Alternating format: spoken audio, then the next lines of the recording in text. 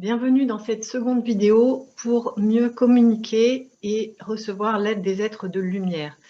Alors ça, c'est possible grâce au fait de savoir qui ils sont exactement, de savoir comment ils évoluent, comment ils fonctionnent, comment ils communiquent et comment nous fonctionnons en tant qu'êtres humains. Donc dans la première vidéo, je vous ai dit qu'on ne pouvait pas les voir avec nos yeux. On peut les ressentir au travers de notre intuition, de nos perceptions, au travers de notre cœur, mais on ne peut pas les voir avec nos yeux parce qu'ils évoluent dans des dimensions, dans des réalités, des niveaux de réalité plus élevés que les nôtres. Et ça, c'est en lien avec l'énergie. Plus l'énergie vibre haut, plus elle vibre rapidement, moins on voit, moins c'est visible, moins c'est apparent pour les yeux, pour nos yeux en tant qu'être humain. Donc, on comprend que cette histoire de niveau de réalité, de dimension, tout est en lien et ce sont des niveaux parallèles en fonction de la fréquence, de la rapidité de l'énergie.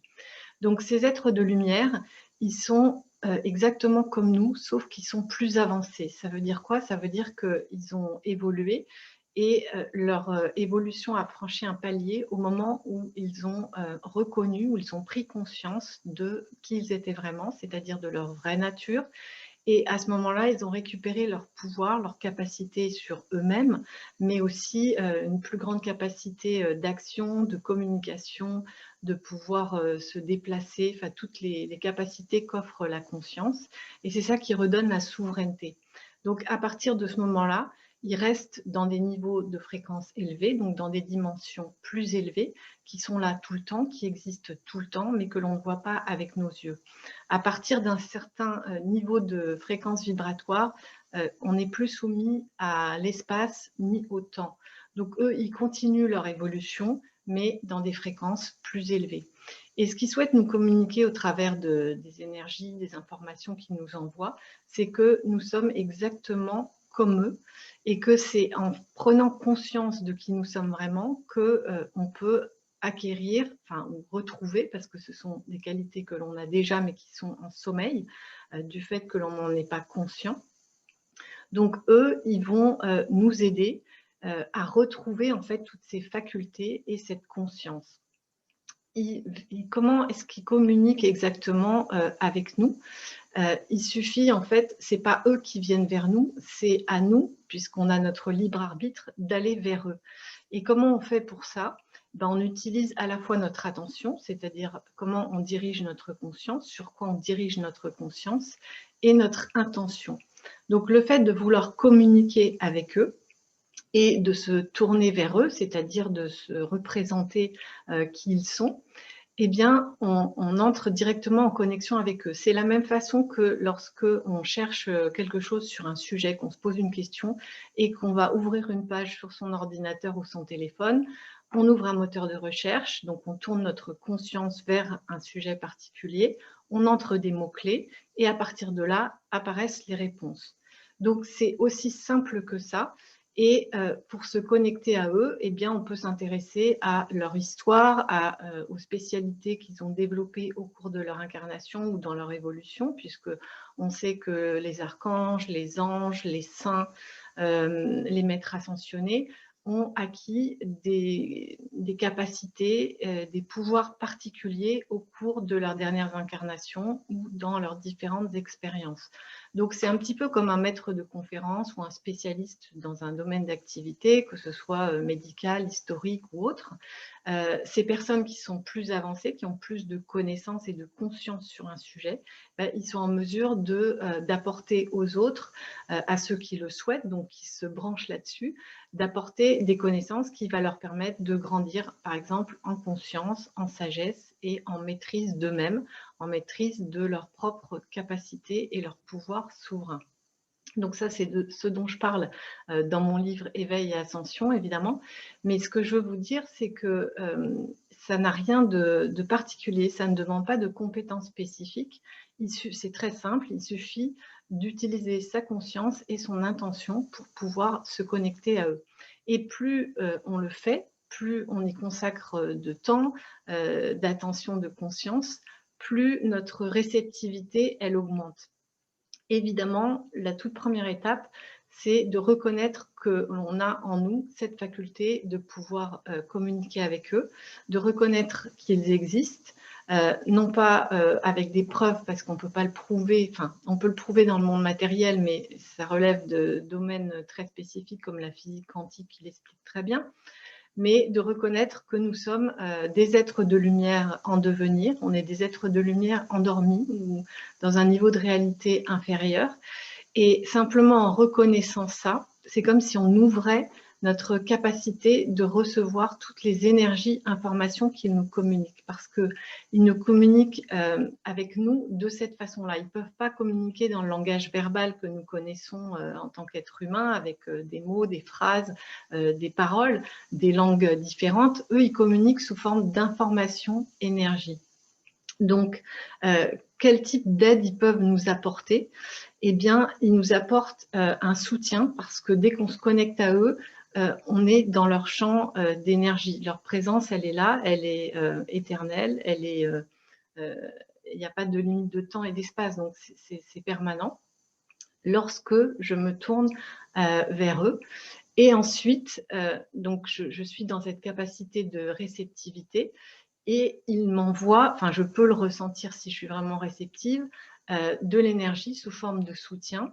Ça peut être des protections, ça peut être de la connaissance, et très souvent c'est aussi, comme ils ne peuvent pas communiquer dans le langage ou faire à notre place, ils vont nous envoyer des signaux, des panneaux indicateurs, des synchronicités, tous ces messages qui viennent nous aider à nous orienter et à nous guider.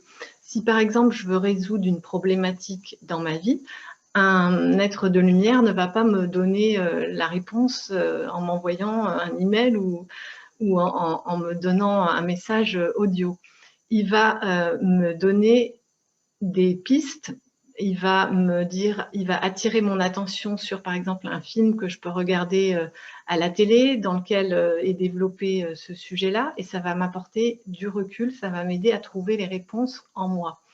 Mais je peux aussi être amenée à prendre une démarche, prendre une initiative qui va me permettre de rencontrer quelqu'un qui va pouvoir m'aider, qui va pouvoir m'éclairer sur le sujet qui m'intéresse, sur la solution que j'ai à trouver.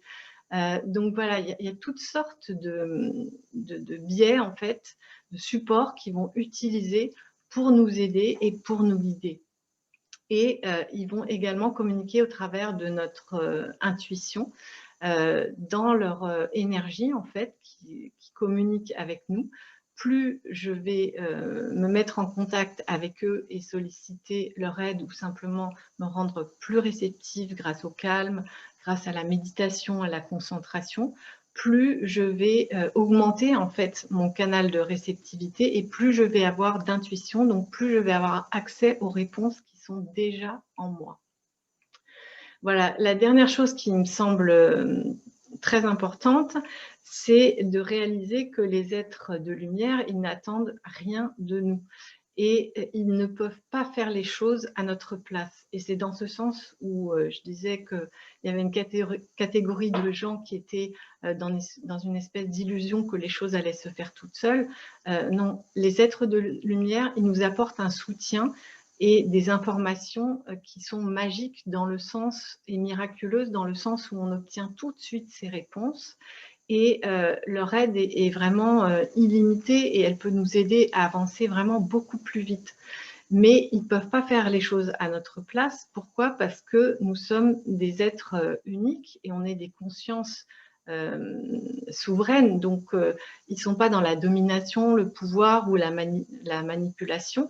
Ils ne cherchent pas à nous endoctriner ou à nous obliger. Ils respectent notre libre arbitre, parce que c'est une loi universelle.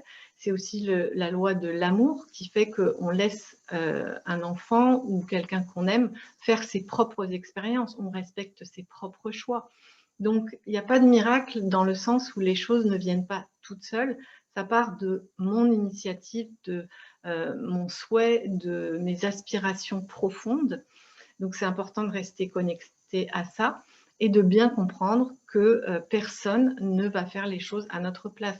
Si je ne peux plus marcher parce que je me suis blessée ou je suis handicapée, un être de lumière, il ne va pas me faire remarcher.